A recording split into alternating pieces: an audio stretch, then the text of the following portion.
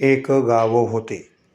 भूकंपानंतर उद्ध्वस्त झाल्यानंतर तेथील लोकांनी ते गाव सोडून दिले होते. मात्र गावात राहणाऱ्या उंदरांनी तिथेच राहून घर बनवण्याचा निर्णय घेतला. या गावाच्या सीमेवर एक तलाव होता. तिथे हत्तींचा कळप नियमितपणे अंघोळ करण्यासाठी आणि पाणी पिण्यासाठी येत असे. या तलावाच्या वाटेवरच गाव असल्याने तेथे फिरताना हत्तींनी उंदरांना तुडवले.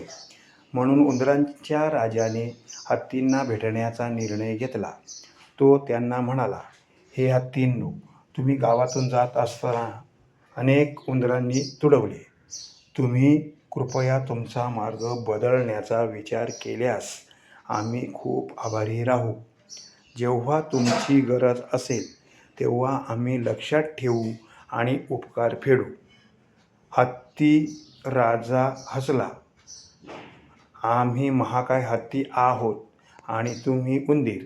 तुम्ही उपकाराची परतफेड कशी करू शकता? तरीही आम्ही तुमच्या विनंतीचा आदर करतो आणि आजचा मार्ग बदलतो.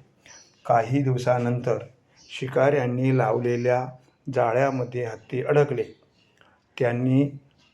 त्यांना सुटण्यासाठी खूप धडपड केली, पण व्यर्थ.